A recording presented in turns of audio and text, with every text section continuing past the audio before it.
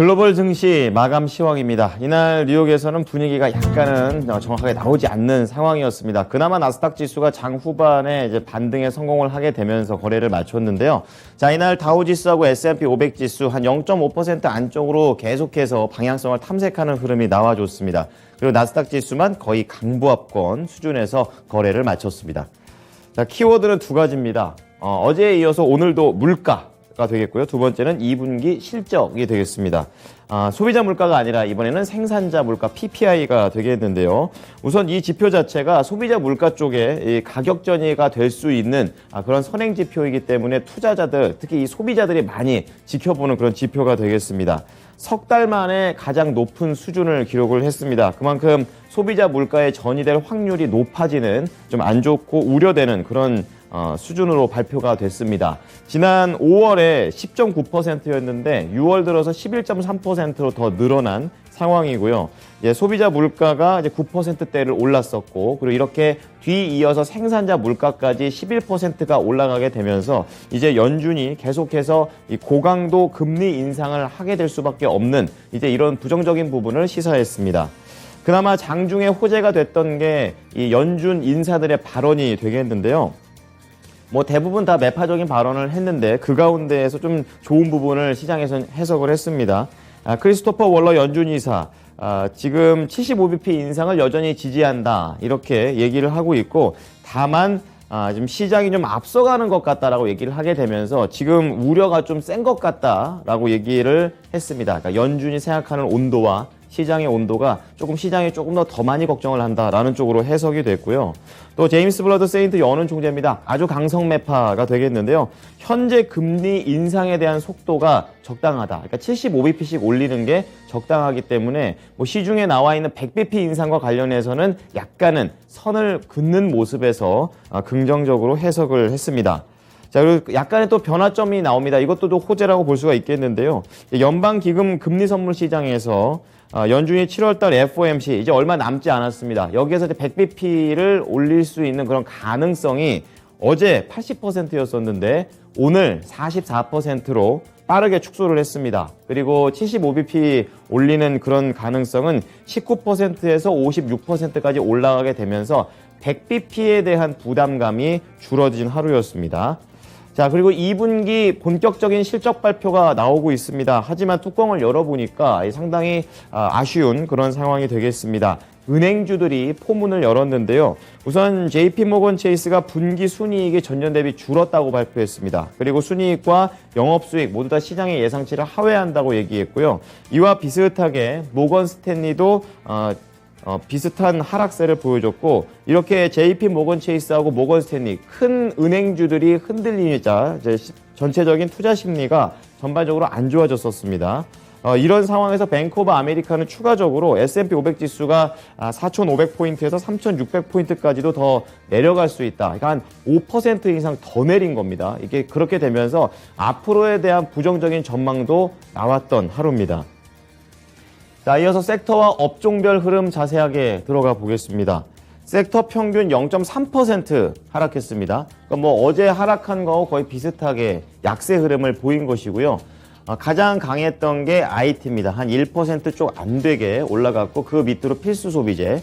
그리고 가장 많이 밀렸던 게 앞서 그 실적 때문에 안 좋았죠. 이 금융주 1.9% 밀렸고, 그 뒤로 유가에 대한 영향을 받으면서 1.9% 에너지가 하락했습니다. 그리고 에너지가 이렇게 부진한 모습을 보여주게 되면서 수요 둔화에 대한 우려가 커지자 소재 쪽에서도 1.8% 비슷하게 이렇게 1, 2, 3위를 하락으로 기록을 했습니다. 자, 이어서 종목으로 조금 더 자세히 넘어가 보겠습니다. 이렇게 반도체, 그리고 경기 방어주, 이 정도가 좀 선방을 했고요.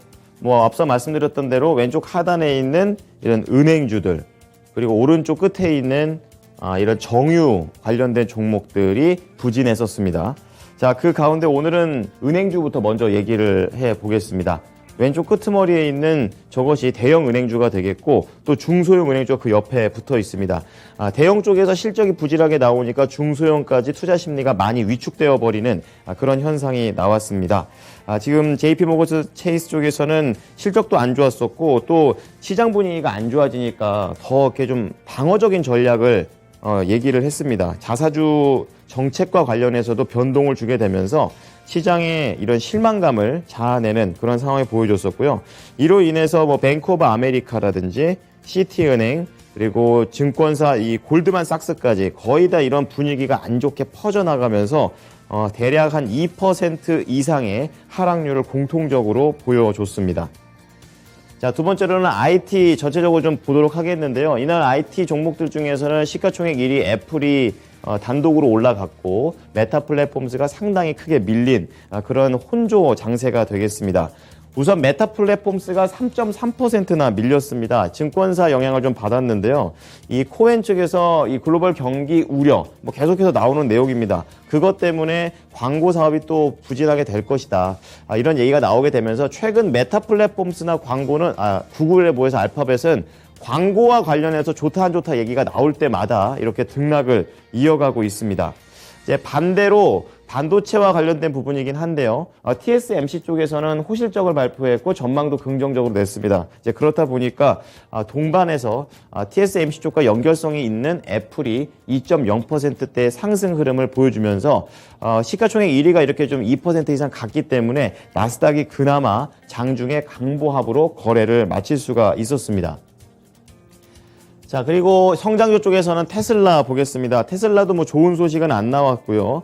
우선 자율주행 프로그램과 관련해서 관련된 지금 엔지니어들을 지금 사임을 시키고 있는 그런 상황입니다. 거기에다 핵심 인원까지 빠지고 있다는 소식 때문에 장중에 좀 많이 내려갔다가 결국에 이제 저가 매수세 속에서 0.5%까지 간신히 반등에 성공을 했고요.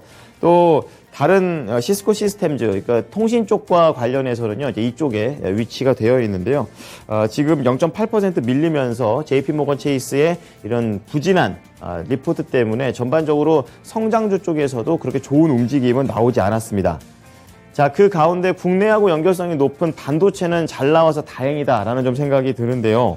필라델피아 반도체 지수가 1.9% 올랐습니다.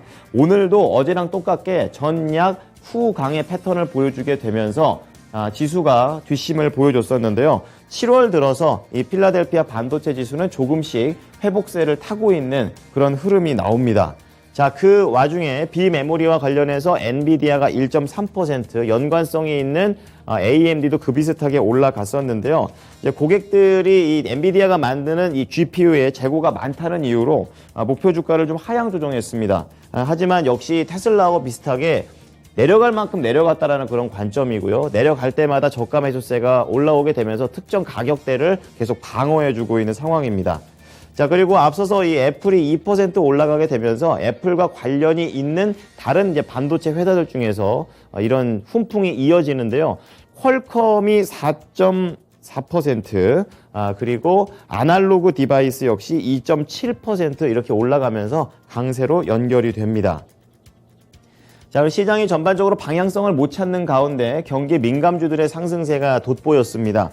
그중에서도 대형 마트 하면 가장 요즘 평가가 좋은 게 코스트코입니다. 또다시 평가가 좋은 내용에 따라서 4%로 이런 업종 자체를 견인하는 그런 모습이 나오겠는데요.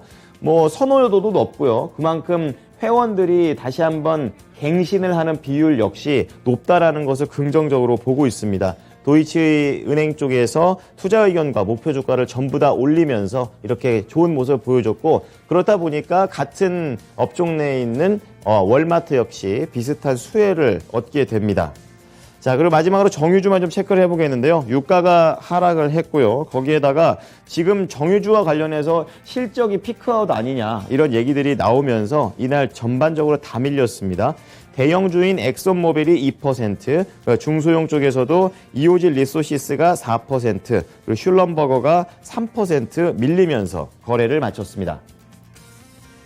자, 이어서 조금 더 자세히 특징주로 잡아보려고 하는데요. 우선 JP모건 체이스 보겠습니다. 시장에서 이렇게 실망감을 자아냈던 거는 부진한 실적도 있는데 이 JP모건 체이스가 보여주고 있는 수비적인 태도 때문에 그렇습니다. 우선은 실적은 총수익이 307억 달러, 주당 순이익 276만 달러입니다. 모두 전망치 하회한 거고요. 특히 이 방어를 하기 위한 경제 상황이 어려우니까 방어를 하기 위한 대손 충당금을 크게 늘렸습니다. 거기에 더해서 내년과 후년에 예정되어 있는 새로운 규제 자본 요건을 충족시키기 위해서 똑같이 방어입니다. 그렇게 하기 위해서 자사주 환매 프로그램을 일시적으로 중단한다는 얘기를 했습니다. 거기에 더해서 JP모건 체이스 CEO가 이날 전쟁이라든지 높은 물가 그리고 금리 인상, 소비자 신뢰도 하락 이런 악재들을 보고 있으면 단기적으로 주식시장에 역풍이 좀 불 수도 있다 이렇게 얘기를 하게 되면서 3% 이상 밀렸습니다. 이날 JP모건 체이스는 108달러에 거래를 마쳤습니다. 자, 다음은 증권사의 영향을 받은 시스코 시스템즈 체크해 보겠습니다. 투자 의견을 매수해서 하향으로 내려버렸고요. 목표 주가 역시 51달러로 낮췄습니다. 이유는 이 시스코 시스템즈가 하던 지출을 좀 둔화시키고 있다는 부분을 얘기했습니다. 역시 여기에서도 경기 둔화에 따른 기업들의 이런 정책에 대한 변화에 집중을 하는 모습이고요. 또 공급에 대해서 지금 거래처가 다른 경쟁사에 비해서 다양하지 못하다라는 점을 꼬집었습니다. 자, 그렇게 되면서 시스코 시스템즈가 0.6% 약하게 좀 약세 흐름을 보여줬었고요. 42달러에 거래를 마쳤습니다.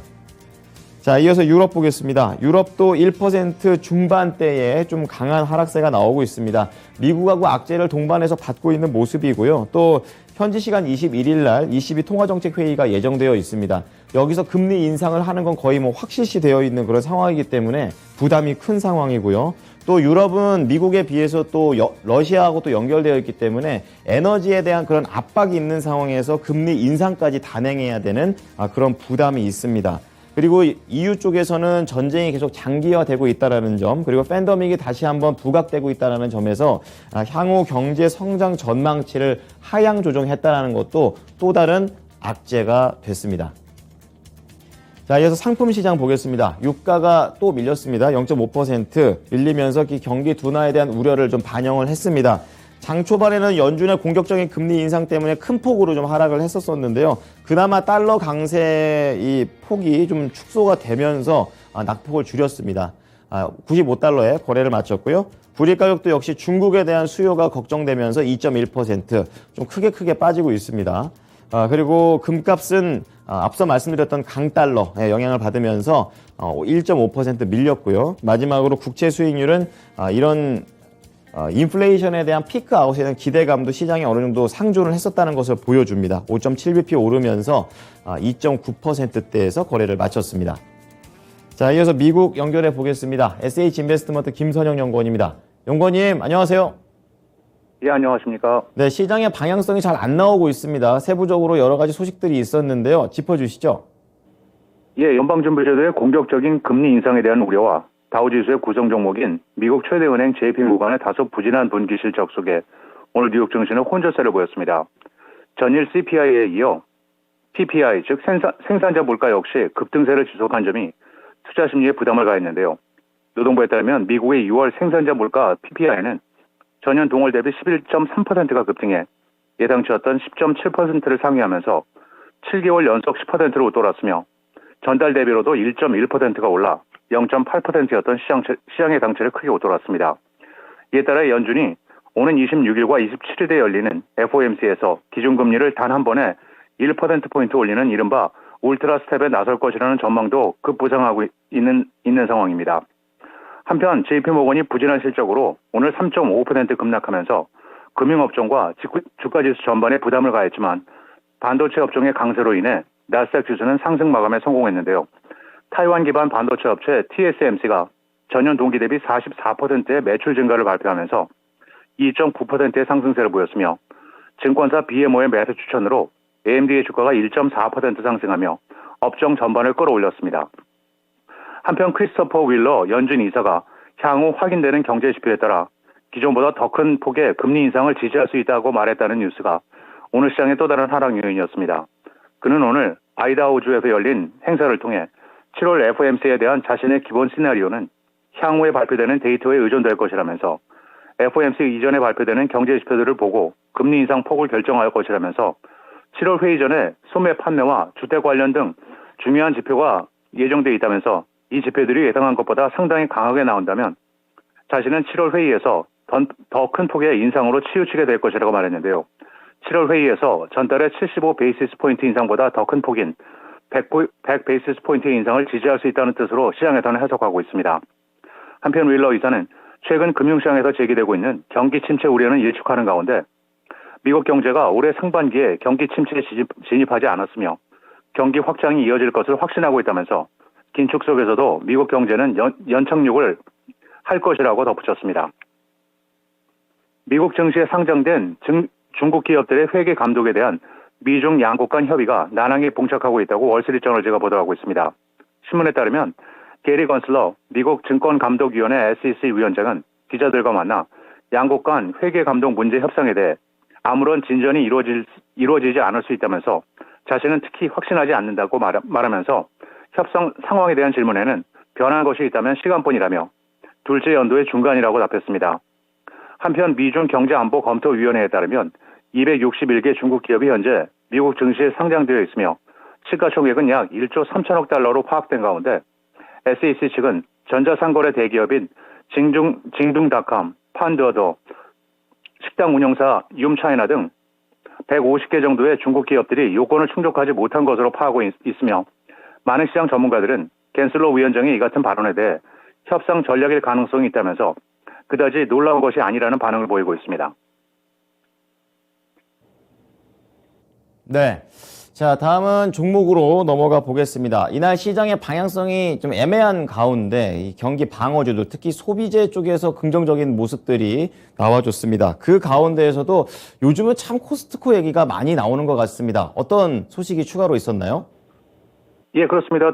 도이체뱅크가 투자 의견을 매수로 높이고 목표가를 전날 종가 대비 17% 이상 높은 579달러로 상향 제시한 데 따라 멤버십 할인 마트인 코스트코의 주가가 오늘 4% 상승해 511달러 94센트의 거래를 마쳤습니다. 도이체뱅크는 코스트코가 동종업체들을 능가할 경쟁력을 가지고 있다면서 특히 코스트코의 경우 꾸준한 트래픽 증가와 고객들의 높은 충성도가 확실한 차별점으로 작용한다면서 코스트코의 연간 회비, 즉 멤버십 비용은 다른 소매 및 식료품 체인점들과 차별화하여 또 다른 수익원을 제공하면서 연간 회비가 안정되면 소비자는 물론 투자자들도 코스트가 인플레이션의 영향을 상쇄할 수 있을 것으로 예상을 하고 있습니다.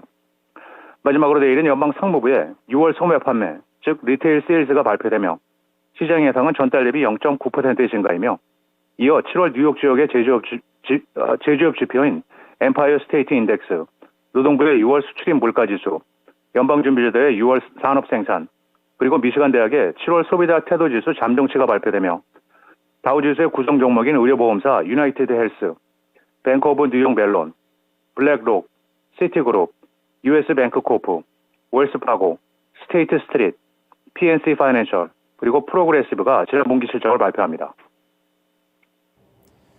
네, 지금까지 SH인베스트먼트 김선형 연구원이었습니다. 한 주 동안 고생 많으셨습니다. 예, 감사합니다.